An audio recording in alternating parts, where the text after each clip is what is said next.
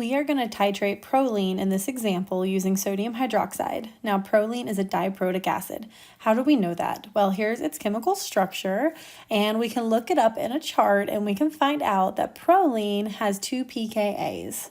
It has a pKa1 equal to 1.952 and a pKa2 equal to 10.640. Now, why is that important? That tells us at which point each of our two protons will come off into solution. So pKa1 is a carboxylic acid proton, which means that is the point at which this proton here will come off in solution. So it's going to come off first. So as you are titrating, that proton comes off first. And then later on, you'll have your ammonium proton come off in solution. But it's important to think through the fact that there are two protons that can come off, and they're going to come off sequentially based on the point at which you have reached the pH at which this proton is going to enter solution. So when we are titrating this solution, we are going to start out at a low pH, have a buffer zone. There's our first equivalence volume, another buffer zone, our second equivalence volume, and finally we've reached the top of our titration curve. And so this axis is pH, this bottom axis is volume of titrant, and that titrant is sodium hydroxide. I'm going to place each of these volumes, which are in milliliters, onto my curve. And so just kind of showing you where they would all fall. Now that we've done that, we can go about answering our questions. So the first question is, what are the equivalence volumes? Now you might just say, well, it's this point right here and this point right here. Clearly it's 50 and 100. But what if I tricked you and I didn't actually give you the equivalence volumes? I asked you to find them. Well, then you would do something like this, where you've got to turn your moles and your volumes and your concentration of sodium hydroxides, and you got to set up and figure out the point at which your moles of your acid equals your moles of your base. And so for this one, we've got H2A. I'm going to abbreviate it as H2A because we have a weak acid with two protons. And so the H2 simply stands for those two protons that come off, and A is going to be our conjugate base. It's everything else in our acid. And so even if you don't know the chemical formula for your acid that you're titrating, you can just approximate it as either H2A or H3A. If you have two pKa's, it's H2A. If you have three pKa's, it's H3A. So when we're doing this, let's take our moles of our proline, 0.005 moles of proline. I'll just put a P for short. And we know that that's going to be equal 1-to-1 with our sodium hydroxide. So we end up with 0.0050 moles of sodium hydroxide. That's great. We could have just said moles equals moles. What do we do with that? Well, we know our molarity equals moles over volume.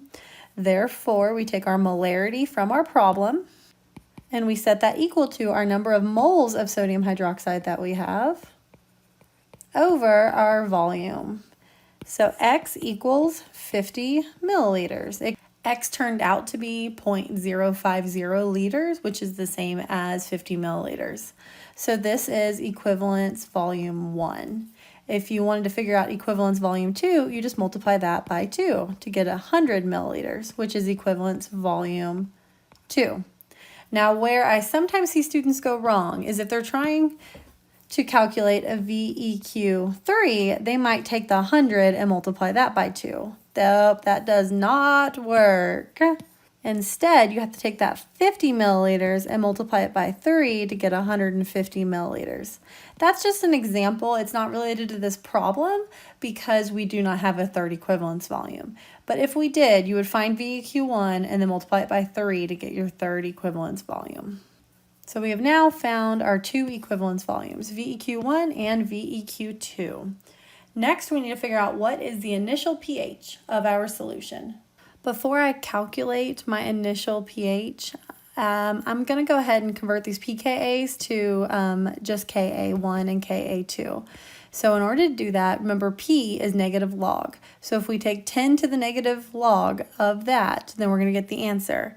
So all you do is you type into your calculator 10 raised to the negative 1.952. And you end up with 1.12 times 10 to the negative 2. And I'm going to solve for Ka2 right now as well, just because why not? We might end up needing it. So it's 2.29 times 10 to the negative 11. Now that we have those values, we can come down here and start solving for our initial pH. So we know that the Ka1 equals 1.12 times 10 to the negative 2. Now, how did I know I was going to need that? Well, this is a weak acid problem. Sure, it's diprotic, but it's still a weak acid problem. So I know my Ka equals x squared over F minus x. But what is my F? My F is equal to 0.005 moles over my total volume, which is 0.05 liters. So for this number right here, this number is going to be equal to 0.1.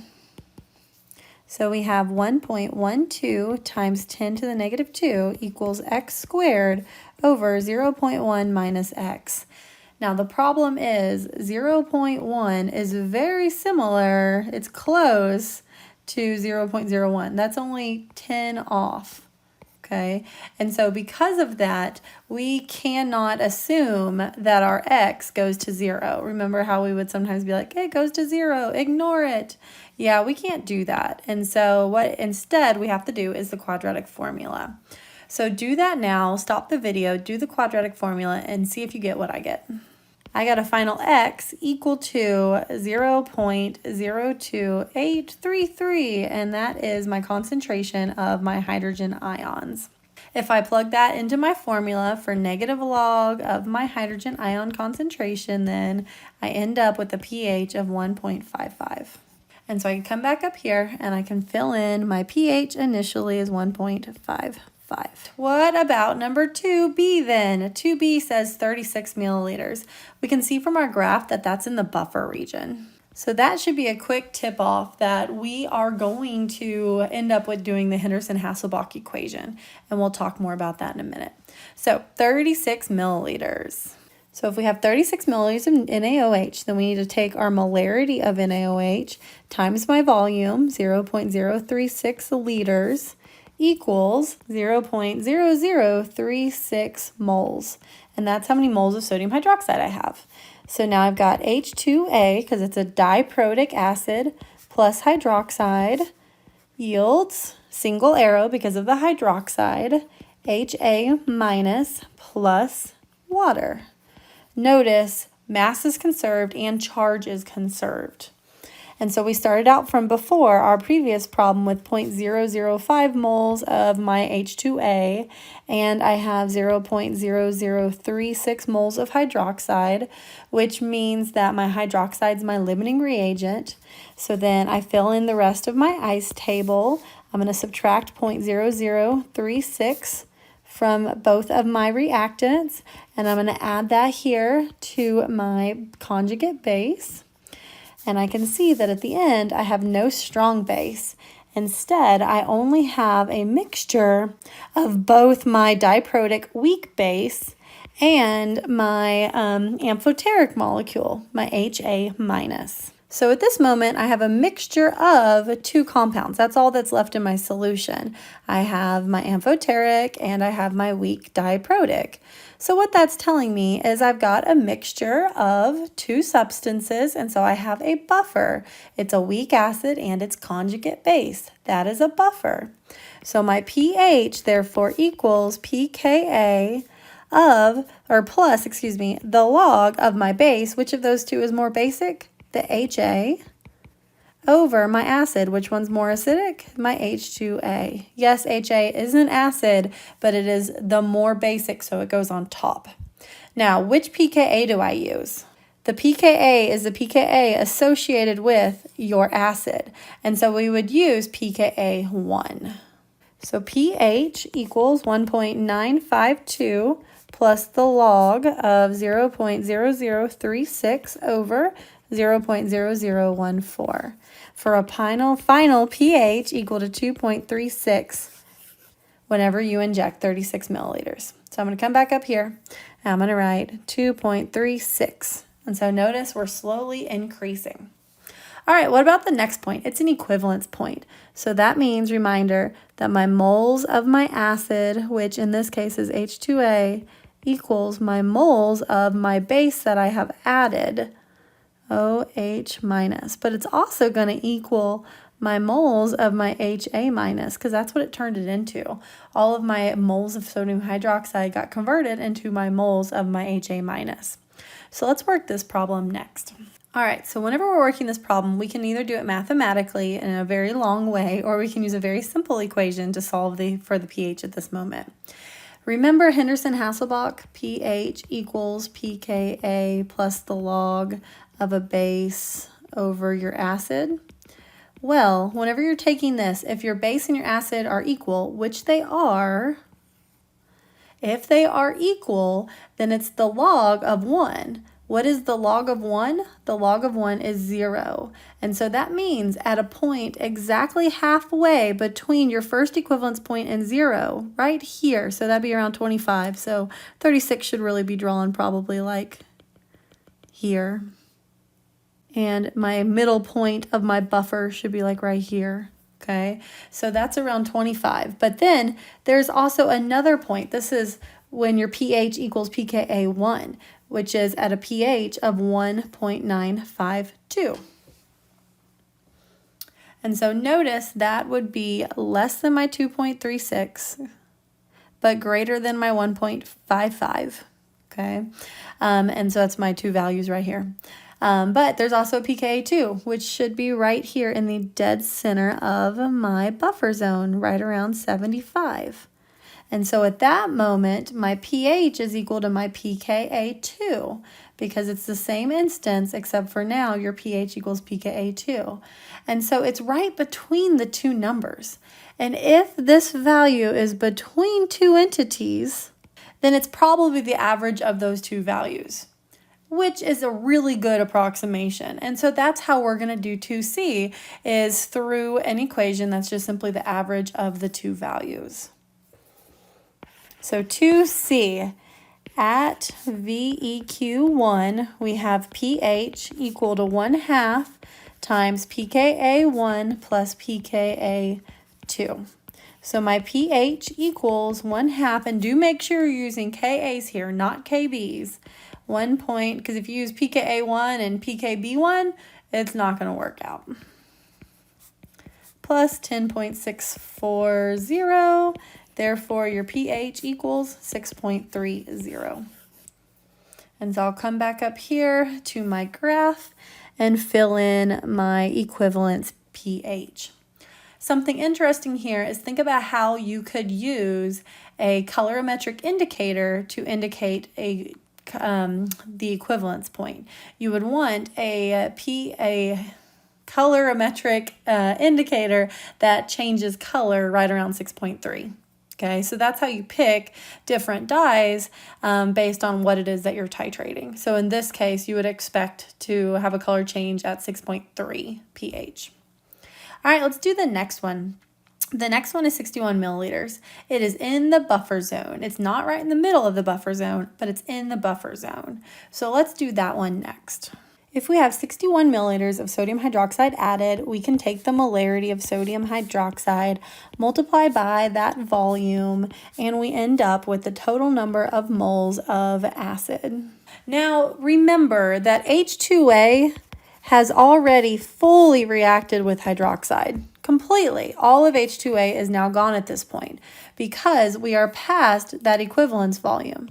And so from this moment on, we now have HA that is reacting with our hydroxide. And so we've completely eliminated our H2A and we've remained with HA in order to react. So kind of the simple way of doing it is assuming that we've already taken 0.005 moles of hydroxide to react with the initial 0.050 moles of our H2A. That means that the first 0.005 moles of sodium hydroxide that we have added have all reacted and disappeared. And so I'm only left with 0.011 moles. And so it's that value that we can use going forward to react with our monoprotic HA minus. And so when we then go forward and react HA minus with hydroxide, we are starting out with 0.011 moles of hydroxide. But how many moles of HA are we starting with? Remember, all of the moles of H2A got converted to HA minus. And so we have the exact same number of moles that we started with. Not double, but the exact same number. And so in this case then, we can see that our limiting reagent is hydroxide, therefore making this part of our buffer region. And so we now can subtract out 0.0011 from both of these, leaving us with no hydroxide in the end, because that's what we need in order for this to be a buffer. And so if you can kind of think through conceptually what is happening at each point in the curve, it'll help you figure out what to do mathematically and chemically at each step. And so whenever hydroxide reacts with HA, it's a single forward arrow, leaving you with A2 minus and water. And so there was no A2 minus at the beginning, but now we're going to add 0.0011 to it, meaning that we now have 0.0011 moles of A2 minus, and we have 0.0039 moles of HA minus. So what do we do with this? We, of course, put it into the Henderson-Hasselbalch equation. pH equals pKa plus the log of my base, which is now A2 minus, over my acid, which HA minus is now my acid. Remember how I said it was amphoteric? Amphoteric means it can act as an acid or a base. In this case, it's acting as the acid. So that means, which pKa am I going to use? This is pKa2, because that is the because that is the pKa associated with HA minus. So let's fill in our values. pH equals 10.640 plus the log of 0.0011 moles over 0.0039 moles. Now you might be saying, wait, I thought we had to use molarity. Isn't that concentration right there? Well, remember, if this is moles per liter, the liters are going to cancel out, so it doesn't really matter. So you can just put moles in there. So we end up with a final pH equal to 10.09. Let's go back to our graph and put that value on our chart. So we have now figured out two buffer regions, and we have two data points left to calculate. So for our next one, this is our next equivalence volume. Now, often I have students go, oh, I can just use that systematic treatment of equilibrium, the pH equals 1/2, the pKa1 and pKa2. There's only two. There's no third thing over here. It doesn't exist, okay? So you can't take the average of this one right here and something that doesn't exist. Don't do that, okay? You can't do that. And so you have to think through what is happening and why. And so at this moment, your moles of your HA minus equal your moles of your hydroxide that have been added since this equivalence point. So in order to calculate this, you're going to have essentially, you're going to do this reaction that we just did, where 0.05 moles reacted with 0.005 moles. But then we have 0.005 moles that are going to react with a new 0.005 moles added. And so then we'll essentially just repeat this, but with a new 0.005 moles. Now I said that really fast. Let's do it together. So for 2E, we are going to be working with 100 milliliters. All right, so if we have 100 milliliters, we multiply 0.1 liters times 0.1 molar to give us our total moles of sodium hydroxide that have been added since the beginning of the titration. Already, though, we've already seen that 0.005 moles that we started with of H2A have reacted with 0.005 moles of my OH minus.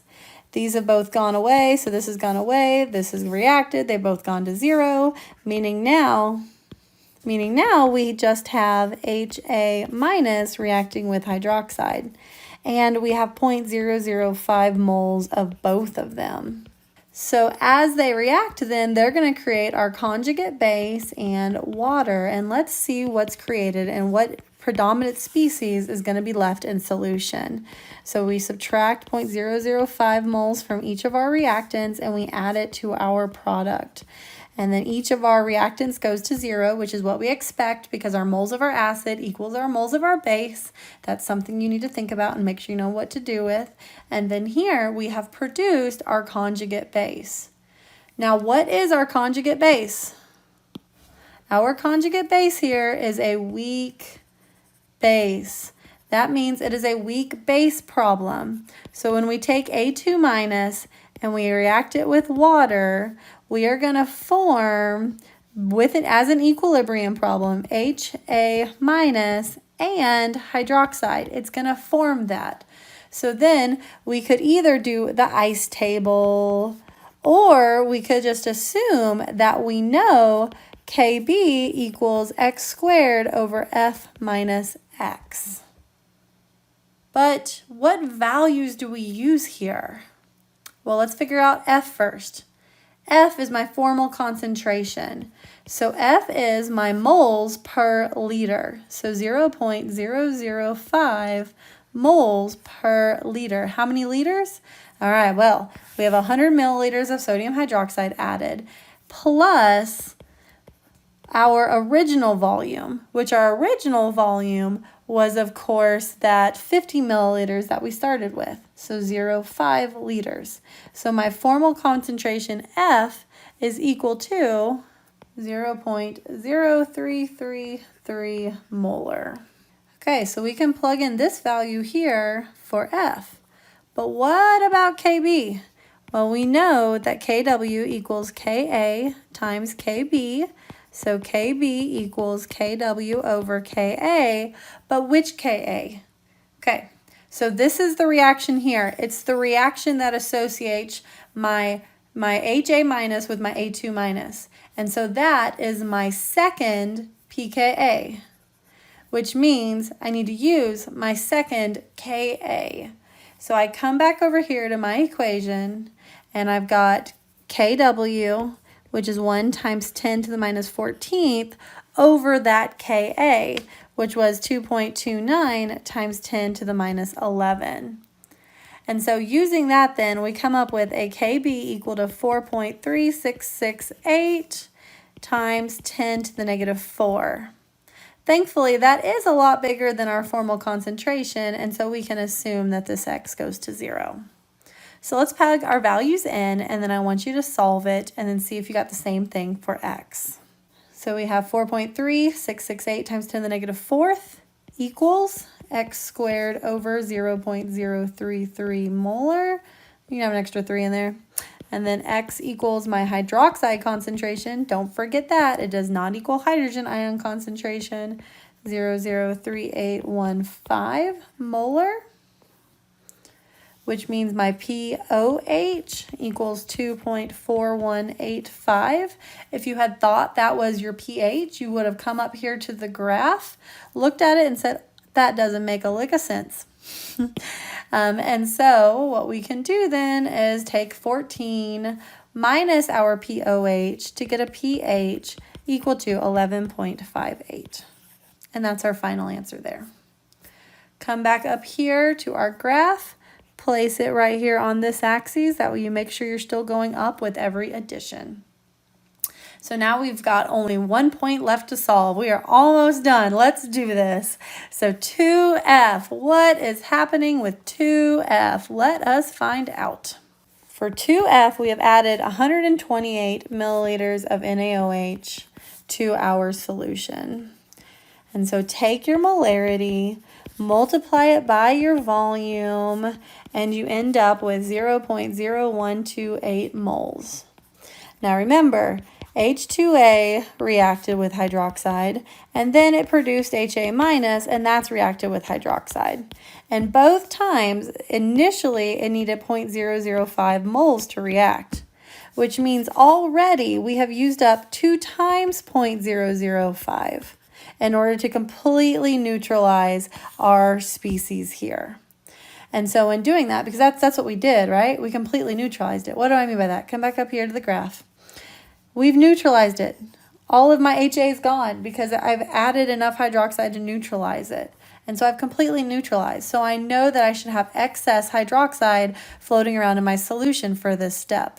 And so I have used up 0.010 moles of hydroxide used up or reacted, which means if I take 0.0128 moles of NaOH added and I subtract out 0.010 moles of sodium hydroxide that have reacted, then I'm going to get the total number that is remaining in my solution.